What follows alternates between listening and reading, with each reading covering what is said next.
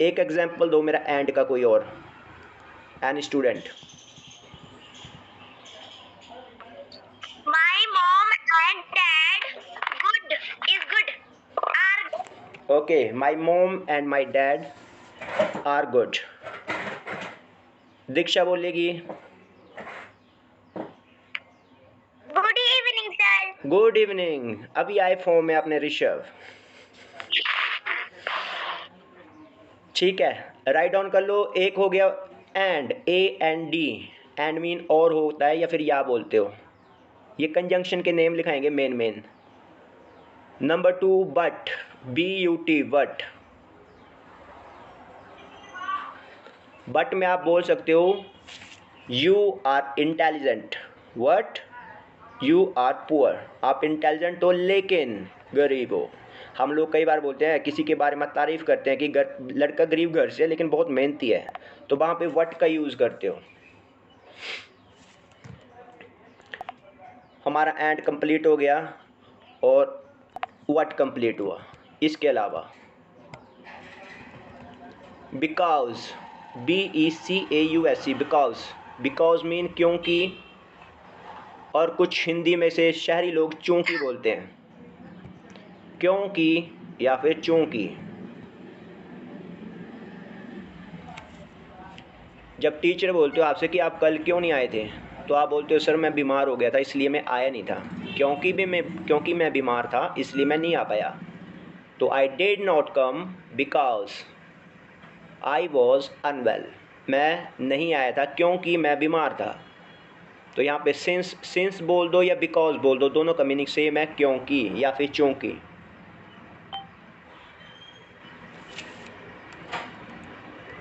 Next देखते हैं। Next लिखोगे आल्सो, ALSO, आल्सो को स्लैश लगा के लिखोगे एज वेल। सेम मीनिंग होते हैं ना, आल्सो बोलो एज वेल बोलो।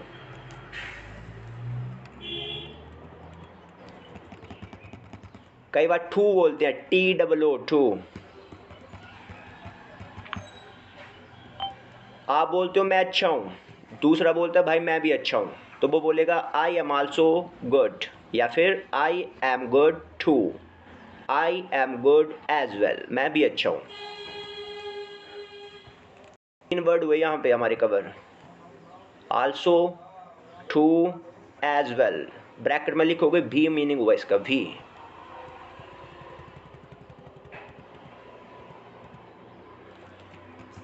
अब नेक्स्ट लिखोगे कंजंक्शन एज, एज प्लस कोई भी ऑब्जेक्ट, एडजेक्टिव आ सकता है आपका। एडजेक्टिव मीन क्वालिटी आ सकता है। As plus quality plus as, इसका यूज करते हैं हम कंपैरिजन जिस टाइम करते हैं ना आपस में, तो बोलते हो आप भी उतने ही अच्छे हो जितना कि दूसरा है, मैं भी उतना ही लंबा हूँ जितने आप हो। तो इस तरह के सेंटेंस बोलने के लिए उतना ही जितना, तो यूज़ करते हो as plus adjective plus as. Example दे सकते हो, you are not as clever as I. आप उतने चालाक नहीं हो जितना कि मैं हूँ। You are not as clever as I. या फिर Ram is not as mad as he is. As लगाओगे, एज के बीच में एडजेक्टिव फिट कर दोगे। टॉल, वीक, ये सारे एडजेक्टिव जो आपको गुण बताए थे, अच्छा बुरा सुंदर, ये सारे गुण होते हैं। एक और कंजंक्शन लिखोगे नेक्स्ट, एज, एज। जब सिंगल एज आएगा आपका तो उसका मीनिंग होगा जैसा। हम बोलते हैं ना एज यू विश, जैसे आपकी मर्जी, एज यू विश। एज का एक मीनिंग होता है जैसा, एक मीनिंग होता है के तौर पे। जैसे मैं यहाँ पे एज ए टीचर आपसे बात कर रहा हूँ, या फिर के नाते भी बोलते हो, जैसा कि, या के तौर पे या के नाते। एग्जाम्पल देख लो, जैसा आप कहो, एज यू से, जैसे आपकी मर्जी, एज यू विश। जैसा आपने कहा मैंने किया, I did, as you said. फिर कई बार हम बोलते हैं कि मैं यहाँ पे एज अ टीचर जॉब करता हूँ, I am working here as a teacher. फिर एक और सेंटेंस देखेंगे कि एक टीचर होने के नाते मेरा फ़र्ज है कि मैं अपने बच्चों को सफलता की राह दिखाऊं।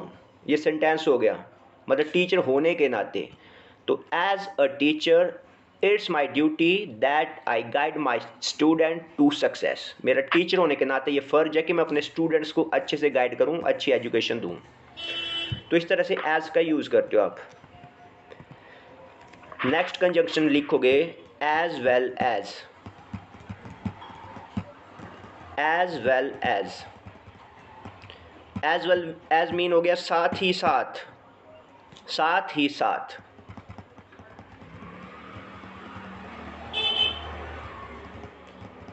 इसका एग्जाम्पल देखेंगे। राम, ये किसी का नाम ले लो। राम पढ़ा लिखा है, साथ ही साथ उसके माता पिता भी पढ़े लिखे हैं। Ram is educated as well as his parents are educated. Ram तो है ही पढ़ा लिखा, साथ ही साथ में उसके पेरेंट्स भी पढ़े लिखे हैं। जॉब करोगे आगे आने वाले फ्यूचर में तो आपके बॉस आपके बोलेंगे आपको मेल तो करनी है, लेकिन साथ ही साथ आपको इनवॉइस भी बनाना पड़ेगा। तो दो काम एक साथ करने को बोलते हो एज वेल एज, साथ ही साथ।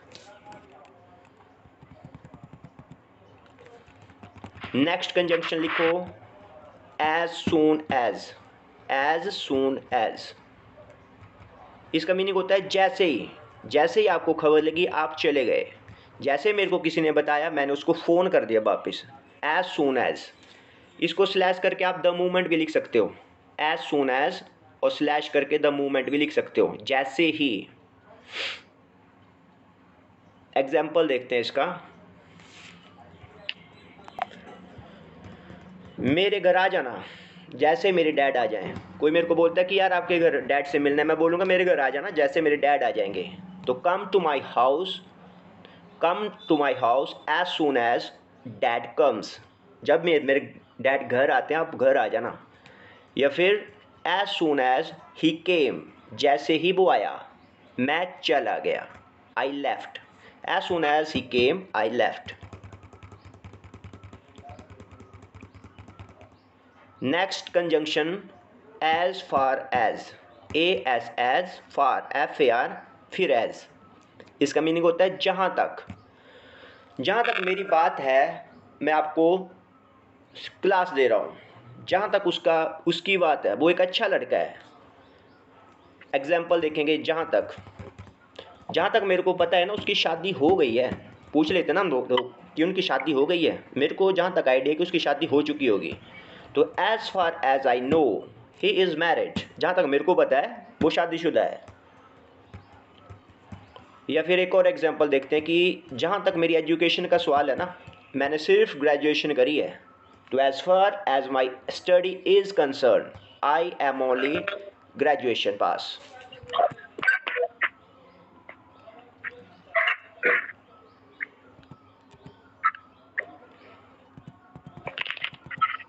नेक्स्ट लिखोगे।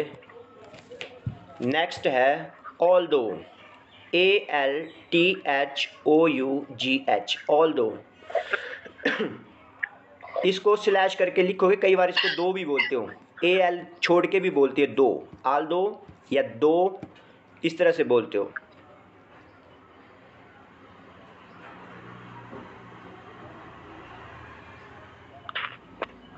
ऑल्दो या फिर दो का यूज़ आप करते हो, किसके साथ करते हो? प्लस लिख लो, ऑल्दो स्लैश दो प्लस। इनका यूज़ करोगे या तो येट के साथ, YET, येट मीन होता है फिर भी, या फिर स्टिल के साथ, STILL।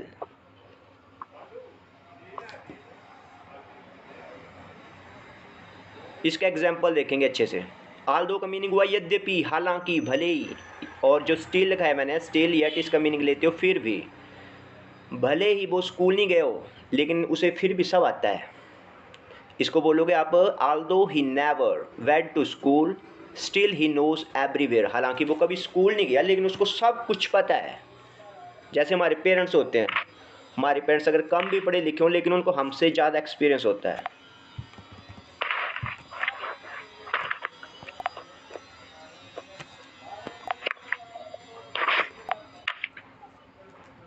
नेक्स्ट लिखोगे सच, SUCH, सच। स्लैश लगा के लिखोगे सच एज, और फिर स्लैश लगाओगे इन सच अ वे, इन सच अ वे। सच का मीनिंग हुआ यहाँ पे इस तरह का या फिर ऐसा, इस तरह का या फिर ऐसा। सच एज का मीनिंग होता है जैसे कि, जैसे हम बोलते हैं ना फॉर एग्जाम्पल, जैसे कि फॉर एग्जाम्पल, तो सच एज को बोलते हो जैसे कि या फॉर एग्जाम्पल। और इन सच अ वे को बोलते हो इस तरह से, आपको काम इस तरह से करना चाहिए, इन सच अ वे। आपको कोई स्वार्थी बंदा मिल जाता है तो आप बोलते हो ऐसे लोग बड़े स्वार्थी होते हैं, तो सच पीपल आर सेल्फिश, मुझे ऐसे बच्चे पसंद नहीं है, तो आई डोंट लाइक सच चिल्ड्रन। और जब आपने कोई वस्तुएं काउंट करनी हो, कोई थिंग्स काउंट करनी हो, तो बोलते हो, एग्जाम्पल देखेंगे, मेरे पास ना काफ़ी चीज़ें हैं, जैसे लैपटॉप है, कंप्यूटर है, मोबाइल है, एक्सेट्रा। तो आप बोलते हो I have many things such as, such as बोला जैसे। साउंड नहीं आ रही मेरी, किसी को भी नहीं आ रही है मेरी साउंड? किसी को भी नहीं आ रही है?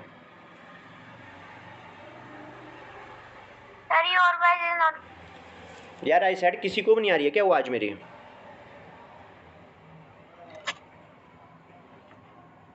अनम्यूट करके बता दिया करो ना। बीच बीच में कट रही है, सिग्नल की हो सकती है ओके, सिग्नल की प्रॉब्लम हो सकती है, चलो कोई बात नहीं। सच का मैंने एग्जांपल दिया आपको कि ऐसे लोग बड़े सेल्फिश होते हैं, such people are very selfish, मेरे को ऐसे लोग पसंद नहीं है, I don't like such people. या फिर कुछ चीज़ें मेरे पास, काफ़ी ज़्यादा चीज़ें होती हैं तो उनको मैं बोलता हूँ कि मेरे पास काफ़ी चीज़ें हैं, जैसे कि लैपटॉप, मोबाइल और कंप्यूटर जैसे। तो आप एग्जांपल देते हो I have many things such as, such as mean हो गया जैसे कि, I have many things such as computer, a laptop, a mobile, etcetera, इस तरह से बोल देते हो। ओके, नेक्स्ट देखेंगे। नेक्स्ट जो है वो बड़ा इंपॉर्टेंट है और बहुत ज़्यादा यूज़ होता है, इसको बोलते हो आइदर, ईदर भी बोलते हैं कुछ लोग, आइदर बोलते हो, ईदर बोलते हो, EITHER, आइदर। और आगे डैश करोगे, स्लैश नहीं करना है, आइदर को बोलते हो नॉर के साथ, और के साथ, OR, और। इसका मीनिंग हुआ या तो ये या तो वो। आपको ऑफर दिया जा रहा है, देखो आपको चाय मिलेगी या कॉफ़ी मिलेगी, या तो चाय ले लो या कॉफ़ी ले लो, तो यूज़ करोगे आइदर या और। एग्जाम्पल देखते हो, आपने कोई गलती कर दी, मम्मी बोलती है, मम्मी को बताते हो आपकी मेरे भैया ने मेरे को पीटा, मम्मी बोलती है भाई देख या तो तू गलत है या तेरा भाई गलत है, तो मॉम क्या बोलेगी? मॉम बोलेगी आइदर यू और योर ब्रदर इज रॉन्ग, या तो तुम गलत हो या फिर तुम्हारा भाई गलत है। फिर एग्जाम्पल और देखो, या तो मैं हमीरपुर जाऊंगा या मैं सुजानपुर जाऊंगा, जाना एक जगह ही है मेरे को, तो आप बोल देते हो I will either go Hamirpur और सुजानपुर, दोनों में से एक ही जगह जाऊंगा, दोनों जगह नहीं जाऊंगा। हम लोग इस तरह के सेंटेंस काफ़ी यूज़ करते हो, या तो मैं ये काम करूंगा या फिर ये करूंगा, या तो तुम चले जाओ या आपका भाई जाएगा, दोनों नहीं जाएंगे शादी में, तो यूज़ करते हो आइदर और। नेक्स्ट देखोगे conjunction neither, NEITHER, neither, dash लगा के लिखोगे नॉर, NOR। इसका मीनिंग होता है ना तो ये ना तो वो। जैसे फर्स्ट आपने किया कि या तो भाई चाय ले लो या फिर कॉफ़ी ले लो, मिलेगी एक चीज़, आप बोलते हो ना मेरे को चाय लेनी है ना मेरे को कॉफ़ी लेनी है, तो उसके लिए यूज़ करते हो नाइदर नॉर।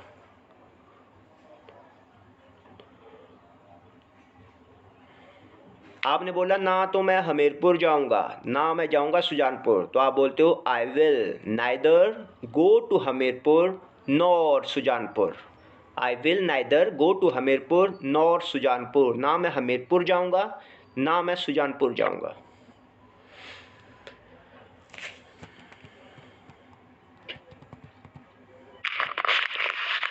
एक और देखेंगे, इफ़। कंजंक्शन का नेम है इफ़। इफ़ का मीनिंग होता है अगर, यदि। ये आपके कंडीशनल सेंटेंसेस होते हैं। कंडीशनल सेंटेंसेस काफ़ी आप यूज़ करते हो। अगर तुम टाइम पे आ गए ना तो मैं तेरा वेट कर लूँगा, नहीं तो मैं चला जाऊँगा। अगर आप मेरी शादी में नहीं आए तो मैं आपकी शादी में नहीं आऊँगा। अगर आज बारिश हो गई तो मैं छाता लेके जाऊँगा स्कूल, नहीं तो बिना छाते के जाऊँगा। ये कुछ कंडीशन होती है सेंटेंसेस की। इनके ऊपर एक स्पेशल लेक्चर लगेगा हमारा ना, जिसमें आप कंडीशन सेंटेंसेस सीखोगे। कंडीशन सेंटेंसेस जब सीखोगे उसमें टेंसेस, सिंपल सेंटेंसेस के रूल नहीं चलते, उनका अपने रूल होते हैं कंडीशन सेंटेंसेस के। तो फिलहाल अंडरस्टैंडिंग के लिए आपको मैं सिर्फ एक एग्जांपल दिखा दूंगा, ठीक है। अगर मैं तुम्हारा दोस्त होता तो मैं तुम्हें ज़रूर रोकता, ठीक है। कोई गलत काम कर रहा है तो बोला गया कि अगर मैं आपका दोस्त होता ना तो मैं आपको रोक लेता, लेकिन आप मेरे दोस्त नहीं हो तो मैंने आपको रोका नहीं है। तो सेंटेंस बनेगा, if I was your friend. If I was your friend I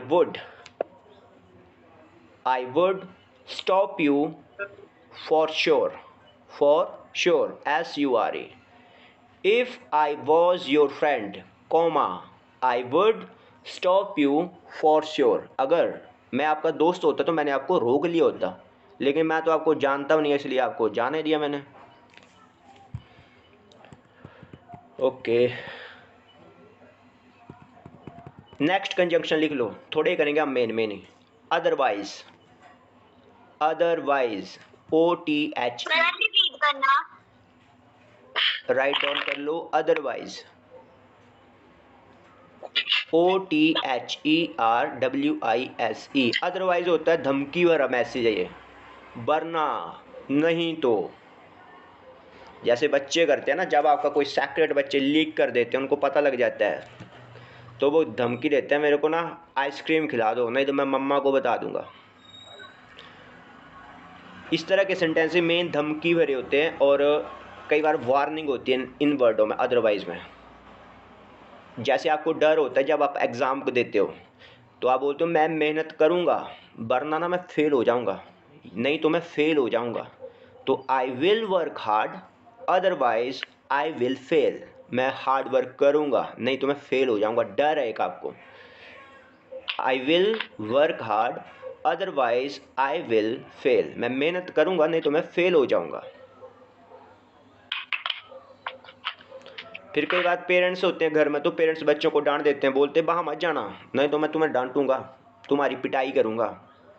बच्चों को जब पढ़ने बिठाया जाता है, छोटे बच्चों को, तो वो भागने की कोशिश करते हैं, आगे पीछे जाते हैं, तो पेरेंट्स बोलते हैं इधर इधर से चला गया ना तो मैं तेरी पिटाई करूंगा। तो आप बोलते हो don't go there, don't go there otherwise I will scold you. Otherwise मैं तुम्हें स्कोल्ड करूंगा, डांटूंगा। अगर पीटने की बात है तो वीट करूंगा।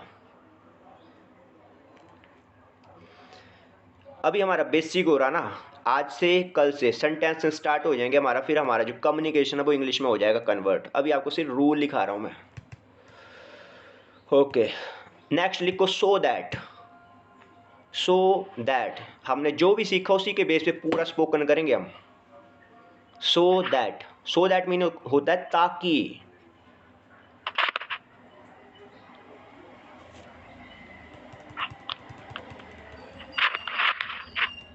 जब आप किसी को लेटर में भेजते हो, जब आप किसी को लेटर सेंड करोगे तो आपको स्पेशल बोला जाएगा आपके पेरेंट्स की तरफ से, देखो सही एड्रेस लिखना, कहीं ऐसा नहीं हो कि कोरियर भेज रहे हो वो कहीं दूसरी जगह चला जाए।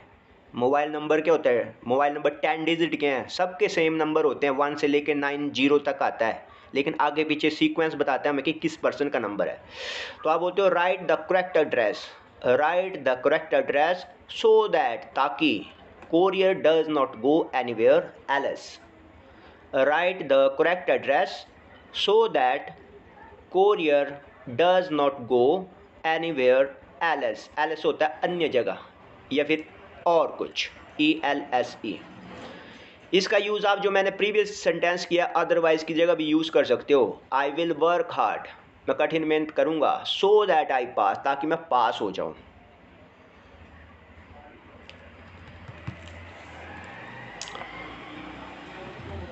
ओके, ये तो था आपका कंजंक्शन। अब आपका जो पार्ट ऑफ स्पीच है उसमें जो लमसम आपको लिए ज़रूरी है वो सारा कुछ हो गया। पार्ट ऑफ स्पीच में नाउन था, प्रोनाउन, वर्ब, एडवर्ब, इसके अलावा आपने किया प्रेपोजिशन, आर्टिकल्स, कंजंक्शन, ये सारे कंप्लीट हो गए। अब आप रेडी हो सेंटेंस बोलने के लिए, लेकिन इससे पहले हम सीखेंगे WH के बारे में। WH के बारे में कोई स्टूडेंट जानता हो? पहले जानते तो सारे ही हैं, बट चैप्टर का नाम है WH। अंकिता कुमारी बताएगी आपको WH क्या होते हैं। सर WH जैसे हम क्वेश्चन पूछते हैं किसी से, जो क्वेश्चन पूछते हो ना आप, व्हाट, वेयर, व्हाई, हाउ, इन्हीं को एक इंग्लिश में अलग चैप्टर दिया गया है, उसमें बोलते हो WH family. WH family mean हो गया जब आप किसी से क्वेश्चन करते हो तो यूज़ करते हो। क्वेश्चन आप किस किस वर्ड से पूछते हो? एग्जाम्पल दो मेरे को कोई, जैसे व्हाट हो गया, वेयर हो गया, कोई एग्जाम्पल दो मेरे को, नाम बताने सिर्फ। विच, सिर्फ वर्ड बोलना यार, सिर्फ वर्ड बोलो, जैसे व्हाट, व्हाई, व्हेन, इस तरह से वर्ड बोलो। कितने बोल सकते हैं आप लोग? What are you doing? What, where, why, when, where, what, where, when, okay, ठीक है। अब राइट डाउन करना वो वाले जो आपको पता नहीं होंगे, और जिनको आप पता होगा वो लिखना मत आप। व्हाट का मीनिंग सिंपल है क्या, और बट को आप कंजंक्शन की तरफ यूज़ करते हो। जो हम बोलते हैं ना, ये वही लड़का है जिसने मेरी पेंसिल चुराई है, मैं वही लड़का हूँ जो आपको हर बार समझाता हूँ। तो आपका यहाँ पे व्हाट जो है वो कंजंक्शन की तरफ यूज़ होता है। कंजंक्शन में जो बन जाता है, जो, JO, बोलने के लिए जो बोल दो। व्हाट मीन हो गया क्या, व्हाई, क्यों, व्हेन, जो नहीं आता होगा वर्ड वो राइट डाउन करना, बाकी कुछ मत लिखना अपना। व्हेन मीन कब, कब या फिर जब। वेयर, वेयर मीन कहाँ या फिर जहाँ। हाउ, हाउ मीन हो गया कैसे। हु, WHO, हु, कौन या फिर जो, एज ए कंजंक्शन। विच, विच होता है कौन सा। विच मीन थिंग्स के साथ आता है यूज़। आपके वाला कौन सी पेंसिल है, थिंग्स के साथ ज़्यादा यूज़ होता है। हुज, WHOSE, हुज मीन किसका या फिर जिसका। whom, WHOM, whom मीन हुआ किसे, किससे, किसको। जैसे आप किसके साथ घूम रहे थे तो किसके साथ, विद whom, ये चलता है। तो whom मीन हो गया यहाँ पे किसे, किससे, किसको। फिर काउंटेबल चीज़ें होती हैं आपकी कुछ। काउंटेबल मीन जिनको आप काउंट कर सकते हो। फॉर एग्जांपल अगर आपसे पूछा गया कि मेरे हाथ में कितने फिंगर है, तो आएगा सिंपल 5 फिंगर हो गई, 4 फिंगर हो गई, 1 थंब हो गया। आपके कितने भाई हैं? 2 भाई हैं। डायरेक्ट बोल दोगे वो काउंटेबल है, जिनको आप काउंट कर सकते हो। कुछ चीज़ें हैं जिनको आप गिन नहीं सकते, उनकी डायरेक्ट। क्या बोल रहे बच्चे? How much लगेगा इसमें? जिनको आप गिन सकते हो, जो काउंटेबल है, उनके साथ आप लगाते हो हाउ मैनी। और जिनको आप गिन नहीं पाते हो, जैसे आपके पास कोई बोलेगा कि आपके पास कितना पैसा है, तो आप ऐसे आंसर नहीं देते कभी भी मेरे पास ना 100 पैसा है, 200 पैसा है, 500 पैसा है। आपको कन्वर्ट करना पड़ता है रुपए में। तो जिन चीज़ों को डायरेक्ट नहीं बोलते उनको बोलते हो how much. How much mean हो गया नॉन काउंटेबल। और जिन चीज़ों को आप डायरेक्ट गिनते हो, कितने पेन है आपके पास, तो how many pens do you have. Answer आता है आई हैव 2 पेन्स, मेरे पास 2 पेन है। पेन को गिन सकते हो तो हाउ मैनी। कितने भाई हो आप, तो how many brothers do you have. लेकिन जब आप चीनी लेने जाओगे तो आपके पूछते शुगर हो गया, शुगर एक आइटम, चीनी, कितनी चीनी है आपके पास, तो आप ये नहीं बोलते कि मेरे पास 10 चीनी है, 20 चीनी है। तो आपको कन्वर्ट करना पड़ेगा, मेरे पास 5 किलो है। तो जिन चीज़ों को कन्वर्ट करना पड़ेगा वो आ गई आपकी हाउ मच।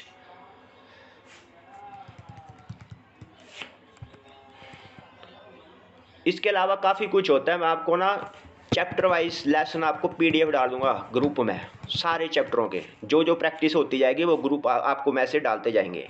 उधर से आप बहुत डिटेल में कर सकते हो, हम सिर्फ इम्पोर्टेंट देखेंगे यहाँ पे। फॉर व्हाट मीनिंग होता है किस लिए, आप किस लिए स्कूल जाते हो, फॉर व्हाट, किस लिए बोल दो या जिस लिए बोल दो। फॉरवर्ड की अच्छी बात होती है कि फॉरवर्ड को आप बट फॉर भी बोल देते हो, या तो फॉर वट बोल दो या वट पहले बोल दो, वट फॉर भी चलता है। जब किसी की तारीफ करनी हो, कितनी सुंदर लड़की है, हाउ ब्यूटीफुल गर्ल, ठीक है, हाउ ब्यूटीफुल कितना सुंदर, कितने दूर हो, how far, FAR, how far, कितना अच्छा, हाउ गुड, कितना पुराना, हाउ ओल्ड, कितने जल्दी, हाउ सून, ये सेंस चलती है आपकी। हाउ से बोलते हो कितना सुंदर, कितनी सुंदर, हाउ ब्यूटीफुल, कितने दूर, आप बोलते हो मेरे घर शिमला है, मेरे घर मनाली है, मैं बोलता हूँ अरे इतने दूर, तो हाउ फार। एक्चुअली ये एक्सक्लेमेटरी भी बोल सकते हो इनको। ओके, अभी नेक्स्ट देख लेते हैं एक दो और। जैसे मैंने मैसेज किया ना आज कि आज क्लास 7 बजे नहीं लगेगी, 5 बजे लगेगी, तो कोई मेरे से पूछ सकता था कि ऐसा क्यों, ऐसा क्यों mean why so, WHY, why so, ऐसा क्यों। फिर मेरे को रीज़न देना पड़ा आपको कि एक्चुअली हमारी मीटिंग है सेंटर की, जो 7 से चलेगी 9 PM तक रहेगी, तो हमें जल्दी लगाना पड़ी क्लास। ओके ठीक है, ये तो था आपका सेंटेंस तक पहुंचने के लिए बेसिक आपका पार्ट ऑफ स्पीच। अभी मेन स्टार्ट करेंगे अब से। अभी बिल्कुल ध्यान से देखना, अभी जो आपको बताया जाएगा वो आपको किसी बुक में नहीं मिलेगा।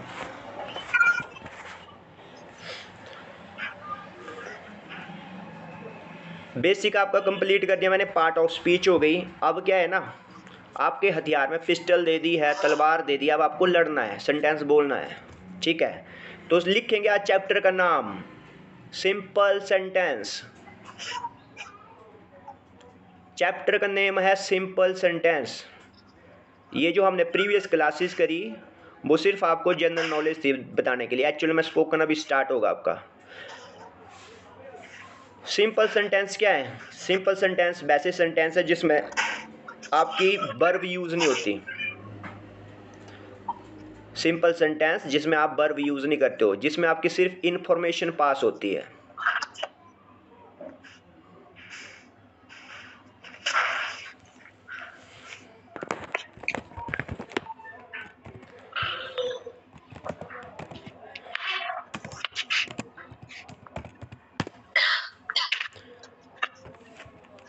सिंपल सेंटेंस हो गई जिसमें एक्शन वर्ब नहीं होता, सिर्फ इन्फॉर्मेशन दी गई होती है। जैसे कि अंकिता एक अच्छी लड़की है, यहाँ पे कोई एक्शन नहीं हो रहा, कोई काम नहीं करी अंकिता, सिर्फ बताया गया कि अंकिता अच्छी लड़की है, आप मेरे भाई हो, तो यहाँ पे भी इन्फॉर्मेशन हुई कि यू आर माई ब्रदर। तो सेंटेंस कोई भी होगा आपका, 3 types of sentence, number 1 present, number 2 past, number 3 future. कोई भी सेंटेंस है या तो प्रेजेंट या फिर पास्ट या फिर फ्यूचर, इन 3 में से होगा।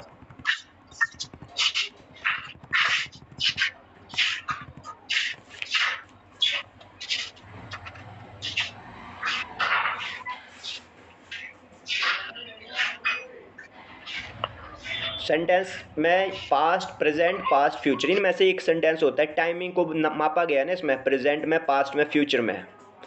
अब हम कर रहे हैं सिंपल सेंटेंसेस। सिंपल सेंटेंसेस में फर्स्ट करेंगे सिंपल प्रेजेंट।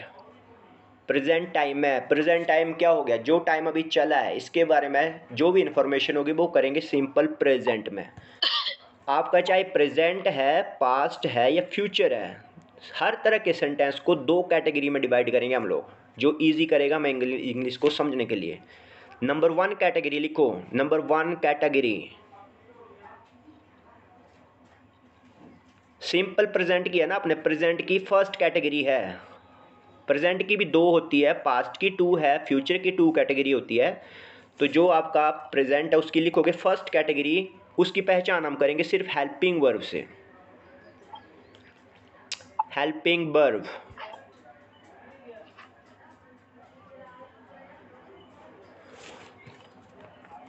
तो जो आपका सिंपल प्रेजेंट होता है उसमें हेल्पिंग वर्ब आप यूज करते हो इज, एम, आर।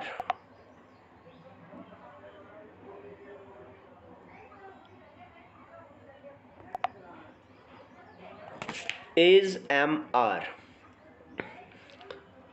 अब आपने स्टार्टिंग में सीखे थे first person, second person, third person, और मैंने आपको बताया था कि जो आपका थर्ड पर्सन सिंगुलर होता है उसके साथ आप इज लगाते हो, जो फर्स्ट पर्सन आई है उसके साथ एम लगाते हो।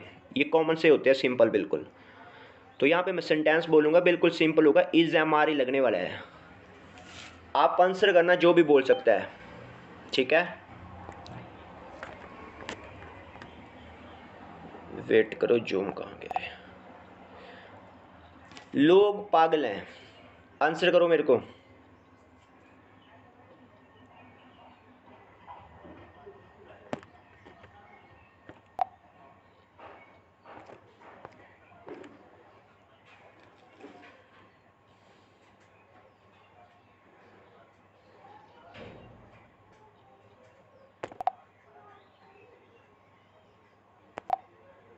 जूम ऑफ हो गया क्या?